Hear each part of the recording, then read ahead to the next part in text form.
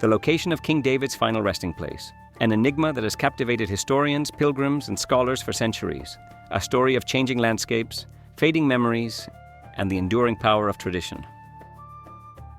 Today, the site traditionally venerated as the tomb of King David is a synagogue, which was once a mosque, and before that, a church.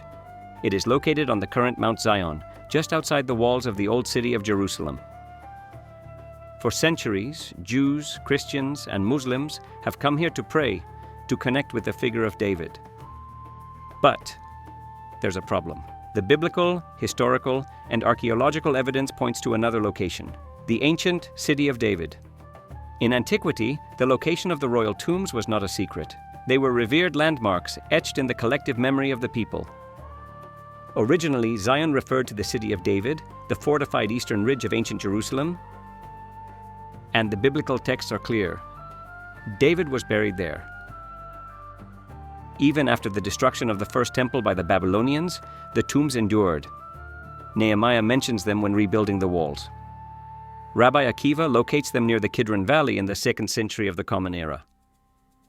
But then, something changed. Towards the end of the Second Temple period, the notion of Mount Zion began to shift. It moved westward to the hill where Herod the Great and the Jerusalem elite built their luxurious palaces. The Jewish historian Flavius Josephus seems to have been the first to codify this change. He described the western hill as the citadel of David. Josephus mentions David's tomb, but does not specify its location. His accounts mix history and legend, adapted for a Roman audience. While the western hill gained prominence, the ancient city of David was losing importance. Wars, sieges, erased living memory, and Josephus's accounts reconfigured the geography of Jerusalem. At some point, after the 2nd century CE, the precise location of the royal tombs vanished. By the Byzantine era, Mount Zion had definitively moved to the western hill. And there, next to the Hagia Sion church, a symbolic cenotaph of David emerged. In the 12th century, the Jewish traveler Benjamin of Tudela told an incredible story. Workers repairing a church on Mount Zion discovered a cave filled with treasures, the tomb of David and the kings of Judah. But then the site was sealed and hidden, remaining so to this day, or so the legend claims. No earlier source mentions this finding, but the story ignited the medieval imagination. The Crusaders appropriated the narrative. They built a large cenotaph, dressed it in velvet and myth, and legend became fact. Today, that cenotaph on Mount Zion remains a place of prayer and paradox, a testament to our desire to connect with the past, even when it eludes us. Something similar happened with the citadel near the Jaffa Gate, the now so-called Citadel of David, or Tower of David, built by Herod the Great in the 1st century BCE.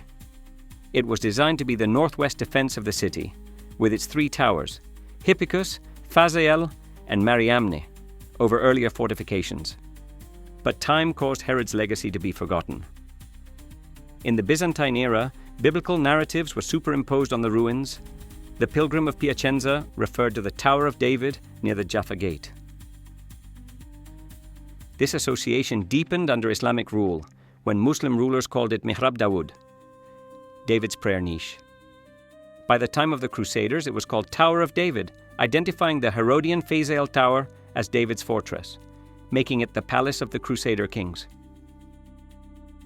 Over the centuries, the memory of the Phasael Tower faded, and its title was transferred to a 17th century Ottoman minaret. Today, this minaret overshadows its predecessor, embodying how narratives adapt to architectures. The citadel's layered identity reflects the history of Jerusalem, where tradition often prevails over historical accuracy.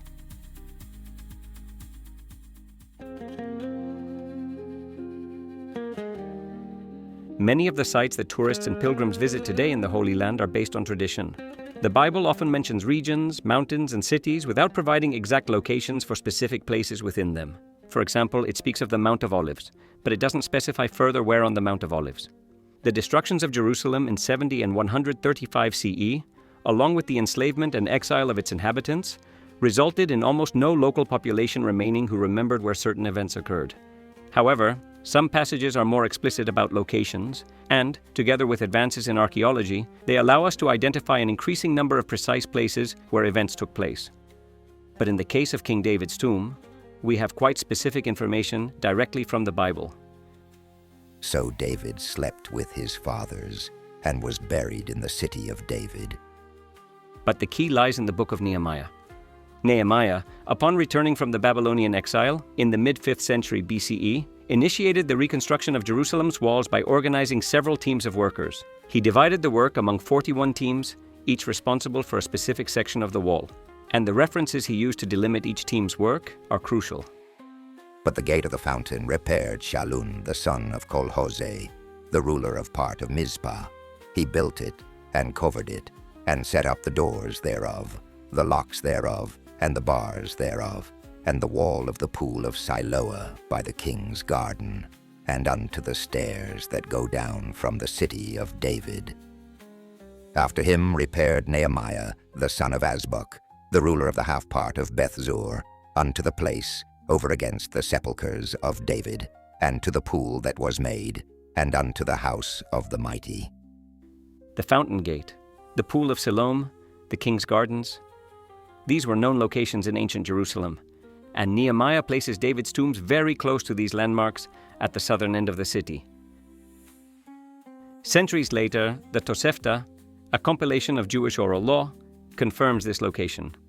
The sages asked him, were not the graves of the house of David and that of Huldah the prophetess located in Jerusalem, and no one ever touched them? He replied, those cases prove nothing. There was a tunnel there through which the impurity was removed to the Kidron Valley. The Kidron Valley does not border the current Mount Zion. The latter lies between the Tyropoion Valley and the Valley of Ben Hinnom. The Tosefta, Rabbi Akiva, confirmed that, at least until the 2nd century CE, the location of the royal tombs next to the Kidron was common knowledge. Some believe it was the destruction of the tombs of Solomon and David that triggered the Bar Kokhba revolt. This is thought to have occurred at the start of construction on the new city of Aelia Capitolina over the ruins of Jerusalem by order of Emperor Hadrian in 132 CE. This revolt, which granted the Jews 2 years of independence from Rome, came at a devastating cost: the death of over 580,000 Jewish men and their subsequent prohibition from entering the city. Cassius Dio, writing in the 2nd century, recounts the following. Thus nearly the whole of Judea was made desolate, a result of which the people had had forewarning before the war. For the tomb of Solomon, which the Jews regard as an object of veneration, fell to pieces of itself and collapsed.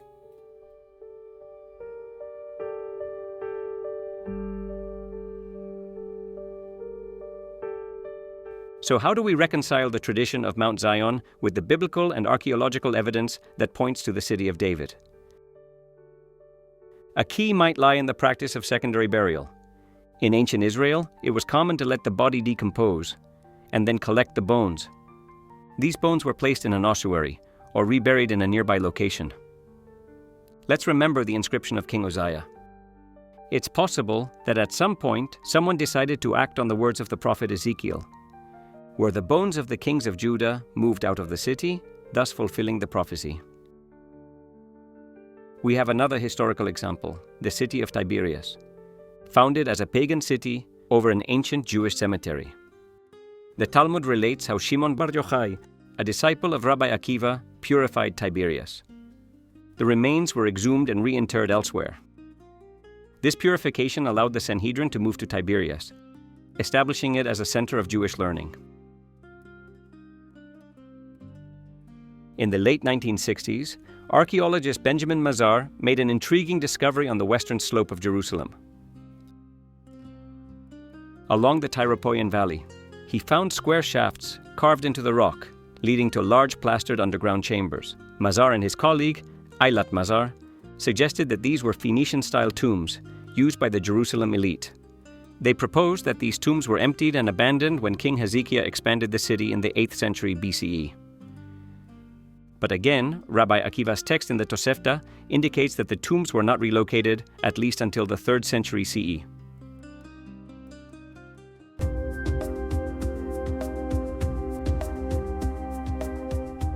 The The history of archaeology in the Holy Land is a story of transformation, from destruction to science. For millennia, sacred sites were looted, invading armies, treasure hunters, all seeking riches, relics, without regard for history. In the Middle Ages, crusaders scoured the land, driven by faith and greed. These early excavations were acts of conquest, not investigation.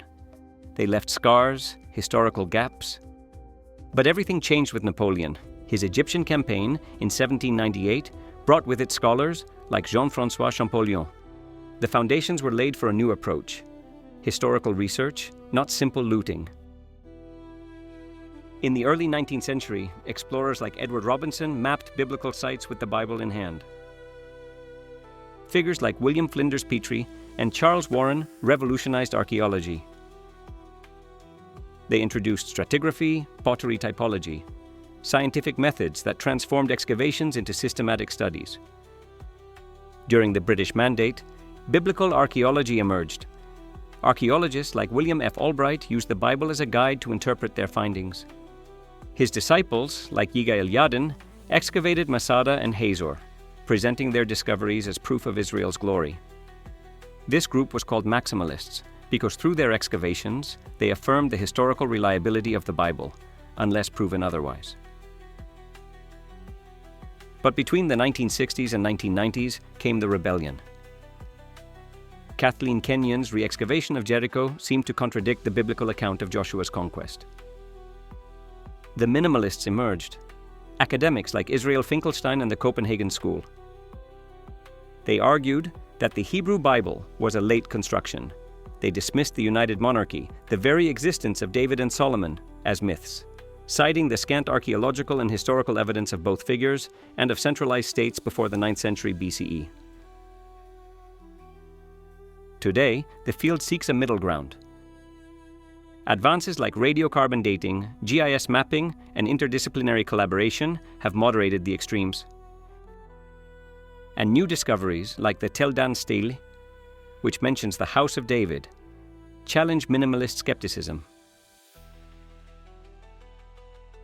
Even in relatively modern times, there have been misidentifications. In 1863, Louis Félicien de Saulcy identified the funerary complex of Queen Helena of Adiabene as the burial place of the House of David. They have since been known as the Tombs of the Kings. Own a piece of biblical history. Carry with you the priestly blessing, the oldest biblical text ever discovered.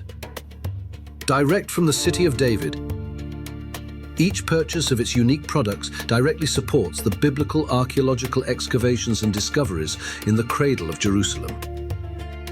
Visit store.cityofdavid.org.il and use my code CODG10001 to get your discount and help unearth biblical history.